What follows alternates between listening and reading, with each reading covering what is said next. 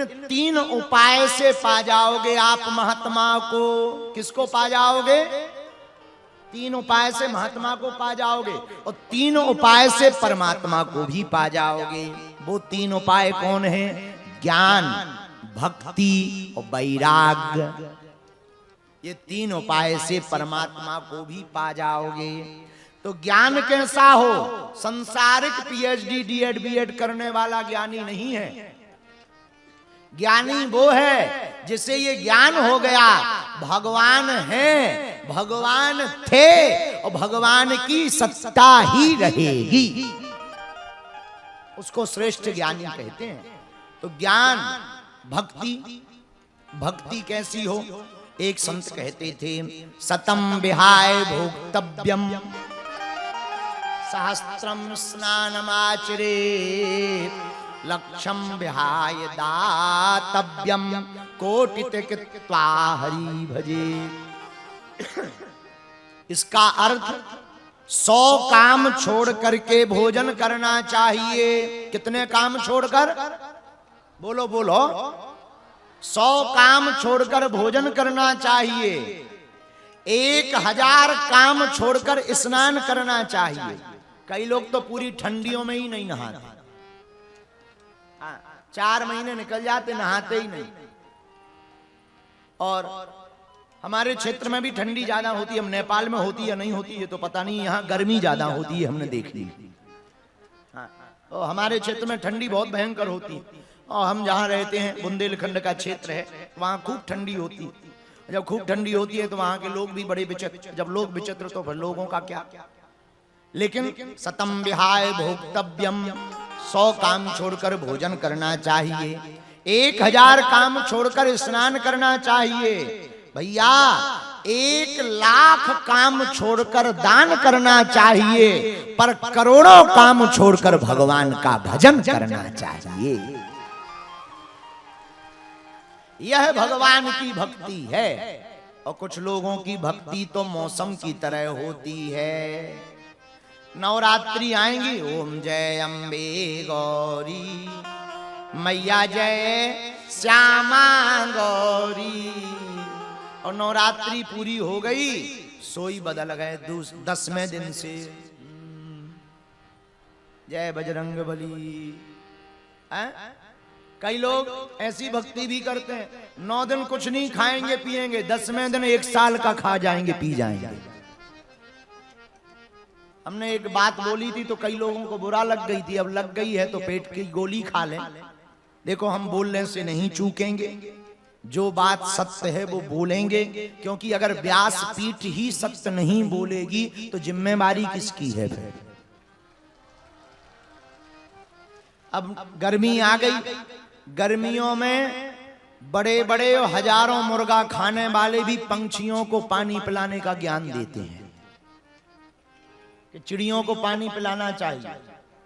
जो बड़े बड़े मुर्गा पाते हैं वो कहते हैं चिड़ियों को पानी पिलाना चाहिए। हम आपको निवेदन करना चाह रहे हैं हाथ जोड़ करके, भगवान की भक्ति माला लेना नहीं है, भगवान की भक्ति तिलक लगाना नहीं है, भगवान की भक्ति वस्त्र बदलना नहीं है। भगवान की भक्ति तो आजपा जप है। श्वास जैसे चलती है वैसे ही भगवान का नाम जप चलता रहे। बोलो सीताराम। तो पहला उपाय है ज्ञान, परमात्मा को पाने का। लेकिन ज्ञान से ज्ञानाभिमान आ सकता है, इसलिए ज्ञान में सावधान रहें। दूसरा उपाय है भक्ति और तीसरा उपाय है वैराग्य। क्या उपाय है? वैराग्य। ये वैराग्य क्या है? चरण पादुका छोड़ देने वाला क्या बैरागी हो जाता है? कपड़े छोड़ देने वाला क्या बैरागी हो जाता? कई लोग कच्छा तो त्याग देते हैं, इच्छा नहीं त्यागते, उन्हें बैरागी नहीं कहा जाएगा। कच्छा त्याग करके इच्छा पकड़ने वाले बैरागी नहीं है। बैरागी का मतलब है जिस व्यक्ति ने बुरे कर्मों से वैराग्य धारण कर लिया, बुरे लोगों का साथ छोड़ दिया और सनातन धर्म का विरोध करने वालों को मुंह तोड़ जवाब देना प्रारंभ कर दिया, वही सच्चा और अच्छा बैरागी है। राम जी कि अनन्य प्रिय सेवक हैं हनुमान जी। लेकिन हनुमान जी की तीनों लोकों में व्याप्ति कैसे है, इस पर अगर हम चर्चा करें मेरे प्रिय साधकों, पहले एक बात बहुत सावधान से सुनो। हनुमान जी का चरित्र केवल सुनने योग्य नहीं है, हनुमान जी का चरित्र तो जीवन में उतारने योग्य है। एक एक चरित्र उतारने योग्य है। वैसे भी हम लोग कथा को बहुत सुनते हैं, सुनना भी चाहिए, जरूरी भी, पर कथा को सुनना मनोरंजन के लिए नहीं। कथा मनोरंजन का विषय नहीं है, कथा तो मन का अंजन है। ये मनोरंजन नहीं है, मन का अंजन है। ये मन को निर्मल करती है, और जिसका मन निर्मल होता, गोस्वामी जी कहते हैं, वही प्रभु को पाता है। इसलिए मेरे प्रियजनों, आपको भगवान को पाना है तो तन की शुद्धि से ज्यादा मन की शुद्धि बहुत आवश्यक है। हम लोग तन की बहुत शुद्धि करते हैं, तरह तरह की क्रीम पाउडर का सदुपयोग करते, करना चाहिए। सदुपयोग तो नहीं कहेंगे, उपयोग करते, करना भी चाहिए, ठीक है, अच्छा है। भगवान ने जो जो कृपा आप पे कर रखी हो करो, पर तन की शुद्धि से ज्यादा मन की शुद्धि करनी चाहिए। और मन की शुद्धि भगवान की कथा से ही संभव है। कैसे संभव है? बोलो बोलो बोलो। भगवान की कथा से संभव है। बिना भगवान की कथा श्रवण किए मन की शुद्धि असंभव है। जैसे कपड़ा खराब हो जाए, गंदा हो जाए, तो हम लोग सर्फ एक्सेल का उपयोग करते हैं, साबुन का उपयोग करते हैं। उसी प्रकार मन में जब कली पावन के, ये कलयुग के तरह तरह के दोष भर जाएं, राग द्वेष दंभ ईर्षा पाखंड झूठ अन्याय अत्याचार आदि आदि प्रकार के जब यह तरह तरह की गंदगी हमारे मन में भर जाए, तब हमें अपने मन को धोने के लिए भी एक सर्फ एक्सेल का प्रयोग करना चाहिए। उसका नाम है भगवान की कथा। कथा है दर्पण। दर्पण जानते हो? शीशा। दर्पण में जैसे दिख रहे हो वैसे ही दिखोगे। अब बहुत लोग दर्पण के सामने जाकर तरह तरह का मुंह बनाने लगते हैं, हम ऐसे लगेंगे, कैसे लगेंगे, बड़े ऐसे बाल करेंगे थोड़ी देर। हाँ, दर्पण को देखना चाहिए, देखना बुरा नहीं है, हम भी देखते हैं, लेकिन केवल दर्पण को ही नहीं देखना चाहिए, क्योंकि दर्पण से कुछ ज्यादा सुधार होने वाला नहीं है। दर्पण है आईना। उसी प्रकार कथा में बैठना तो चाहिए, पर केवल सुनना भर नहीं चाहिए, कथा को जीवन में उतारना भी चाहिए। अब बुरा ना मानना, पर बोल देना चाहिए। कथा में तो लाखों लोग बैठते हैं, पर कथा किसी किसी में बैठती है। कथा में लाखों लोग बैठते हैं, पर कथा किसी किसी में बैठती है। हम कहना ये चाह रहे हैं कि तुम्हारा कथा में बैठना महत्वपूर्ण नहीं है, तुम्हारे अंदर भगवान की कथा का बैठना बहुत महत्वपूर्ण है। वरना कुछ लोग तो तन से पूजा कर रहे, मनवा गया बाजार, और कैसे रीझ है सांवरा, जुड़े न दिल के तार। कुछ लोग तो तन से पूजा कर रहे हैं, लगे हैं सीताराम सीताराम सीताराम सालग्राम, जय हनुमान जय भगवान, और सुबह से उनने जल चढ़ाओ, 3 बेलपत्री चढ़ाई, चंदन लगाओ, 4 मीठा दाना भगवान के सामने रखे, वो खुद खा गए, और बाद में कहते हम तो पूजा कर ली, पूजा कर ली। और लोग बताओ पूजा हो गई? नहीं, सब देखो, ऐसा करना तो चाहिए, इसकी बुराई नहीं है। कम से कम आदत पड़ेगी तो पहले तन की आदत पड़ेगी, फिर मन की आदत पड़ेगी। ये उपाय है, पर यह साध्य नहीं है, साधन है। साध्य क्या है? साध्य तो है ब्रह्म को जानना, भगवान को जानना, भगवान के बारे में जानना, ब्रह्म को पहचानना।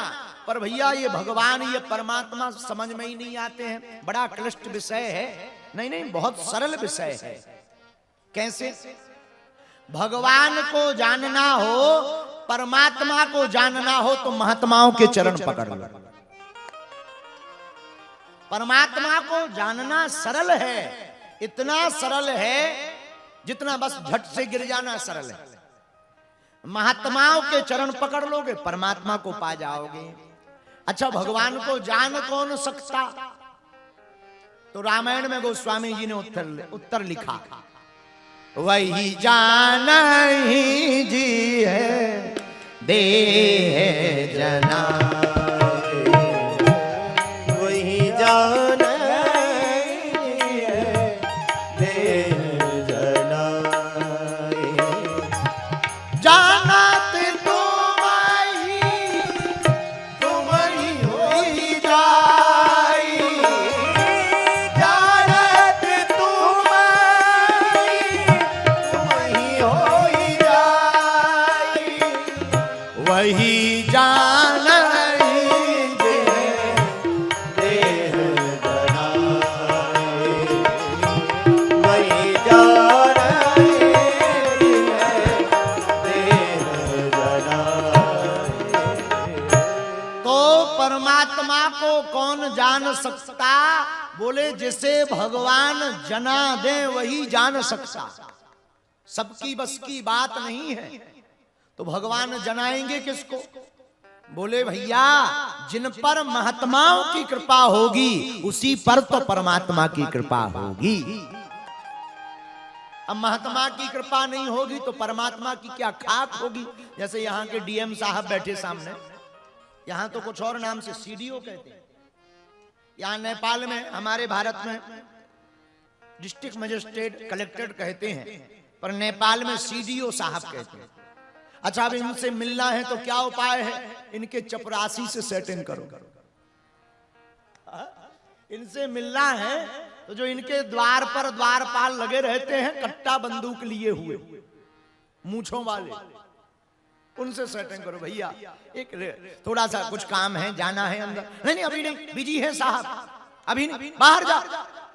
लेकिन अगर चपरासी अपना हो, द्वार पर पहरेदार जो लगा वो प्रेमी हो, भले ही साहब बिजी होंगे पर वो अंदर आकर साहब से कहेगा, साहब आपका एक बहुत प्रिय आदमी है, आपके लिए बहुत लड़ता है, समाज में आपकी बहुत वाहवाही करता है, अगर आप बुरा ना मानो तो 1 मिनट बुला दे। हाँ ठीक है ले आओ। साहब ने कह दिया ले आओ, वो बाहर आकर के काम बन गया, जल्दी जाओ। बताओ 2 मिनट में मिलना हो जाता है। और अगर ना चाहे तो साहब फ्री लो हो, भीतर टीवी देख रहे हो एसी चलाकर, फिर भी द्वारपाल अगर कह दिया कि बिजी है तो बिजी है। अब कौन देखने जा रहा कि फ्री है कि बिजी है? ये द्वारपाल का कमाल होता है। द्वारपाल कह देगा फ्री है, लो एंट्री हो गई, काम सेटिंग। द्वारपाल क्या करता? दोनों तरफ व्यवस्था बनाता, साहब को कन्वे करता, इधर आने वाले अर्जी करता को कन्वे करता। मेरे पागलो, इस उदाहरण से हम बताना ये चाहते, ये महात्मा यही करते हैं, भगवान के पास जाकर कहते हैं आपका पगला वाला भक्त है, आप जरा बाह रख दो, इसके माथ पर अपना हाथ रख दो, आपका दासानुदास है, बड़ी कृपा होगी, बड़ा दीनहीन है, हमारा चाहे भजन सपोर्ट में लगा लो, हमारी गारंटी कार्ड लगा लो, लेकिन इस पर कृपा कर दो। उधर भक्त से कहते हैं भगवान को खूब भजो, जल में जैसे बिलग करने पर जल से मीन तड़पती है, वैसे ही तुम भगवान के लिए तड़पो, भगवान तुम्हें मिल जाएंगे। ये महात्माओं का काम है। तो परमात्मा को पाना है तो महात्माओं के चरण पकड़ने ही पड़ेंगे। बोलो हाँ जी या ना जी। कुछ लोग तो अपनी लुगाइयों के चरण पकड़ लेते हैं और फिर कहते हैं कल्याण नहीं हो रहा। अब लुगाई के चरण पकड़ने से कल्याण थोड़ी होता है, लेकिन हुआ है कई लोगों का। एक बार हम कथा सुना रहे थे तुलसीदास जी की, अब श्री तुलसीदास जी महाराज जी चले गए हैं तो नहीं तो बाद में गाली बकने लगे, आफत हो जाएगी। तो हाँ एक बार हम कथा सुना रहे थे, हमने कहा तुलसीदास जी की देखो कितनी महिमाएं, कलिकुल शेखर हैं, पावना अवतार हैं, इनकी कलम ने क्या कमाल किया, हुलसी के तुलसी ने क्या कमाल किया। सोई एक नेपाल का चतरा का रहने वाला चंगीलाल खड़ा हो गया। हम कहे भाई साहब तुम क्यों खड़े हो गए? अरे बोले तुलसीदास जी की महिमा नहीं है, तुलसीदास जी की जो पत्नी थी लुगाई बाई रत्नावली की महिमा है। हम कहा उसकी क्या महिमा है? बोले ना वो उनको ठोकर मारती, ना ताने सुनाती, ना तुलसी जी तुलसीदास बन पाती। हम कहा नहीं बात तो सही है, अब नेपाल का आदमी जीत तो कोई सकता नहीं उनसे, लेकिन अपन भी बुंदेलखंड के गुरु, हार जाएं ऐसा तो सीखा ही नहीं। हमने हाथ जोड़कर कहा, हे नेपाली महापुरुष, आपकी बात सही है, रत्नावली ने रास्ता दिखाया, पर एक बात बुरा ना मानना, अगर पत्नी की डांट से कोई तुलसीदास बनता होता तो आज घर घर तुलसीदास बने बैठे होते।